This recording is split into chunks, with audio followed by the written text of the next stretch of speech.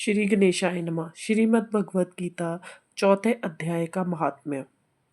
भगवान बोले, हे लक्ष्मी, जो पुरुष गीता जी का पाठ करते हैं उनके स्पर्श मात्र से अधम देह से छूटकर मुक्ति को प्राप्त होता है। लक्ष्मी जी ने पूछा, हे महाराज, श्री गीता जी के पाठ करने वाले को छूकर कोई जीव भी मुक्त हुआ है? तब श्री भगवान ने कहा, हे लक्ष्मी, तुमको मुक्त हुए की एक पुरातन कथा सुनाता हूँ। भागीरथी गंगा जी के तट पर श्री काशीराज नगर में एक वैष्णव रहता था। वह गंगा जी में स्नान कर श्री गीता जी के चौथे अध्याय का पाठ किया करता था। एक दिन वह साधु वन में गया। वहाँ बेरियों के 2 वृक्ष थे। उनकी बड़ी छाया थी। वह साधु वहाँ बैठ गया और बैठते ही उसको नींद आ गई। एक बेरी से उसके पांव लगे और दूसरी के साथ सिर लग गया।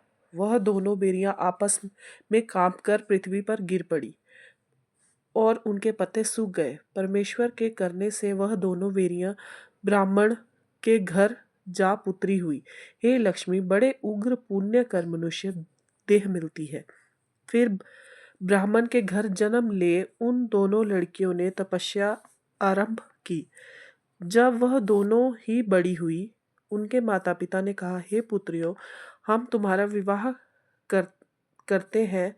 तब उन दोनों ने माता पिता से कहा, हम विवाह नहीं कराती।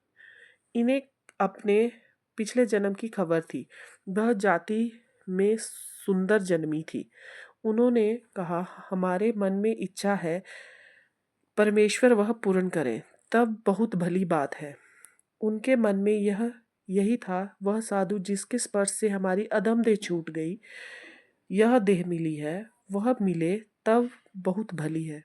इतना विचार कर उन दोनों लड़कियों ने माता पिता से तीर्थ यात्रा की आज्ञा मांगी। तब माता पिता ने तीर्थ यात्रा की आज्ञा दी। तुमको परमेश्वर की आज्ञा है। तब उन दोनों कन्याओं ने माता पिता की चरण वंदना कर गमन किया। तीर्थ यात्रा करती बनारस पहुंची। वहां जो देखा वह तपस्वी बैठा है, जिसकी कृपा से हम बेरी देह से छूटी हैं। तब दोनों कन्याओं ने चरण वंदना कर विनय करी, हे संत जी, धन्य हो, आपने हमें कृतार्थ किया है। उस तपस्वी ने कहा, तुम कौन हो? मैं तुम्हें नहीं पहचानता। कन्याओं ने कहा, हम आपकी पिछले जन्म की बेरियों की योनि में थी। तुम एक दिन वन में आए, तुमको बहुत धूप लगी थी, तब बेरियों की छाया तले आ बैठे। लंबासन होने से एक बेरी को आपके चरण लगे, दूसरी से सिर लगा। उसी समय हम बेरी देह से मुक्त हुई।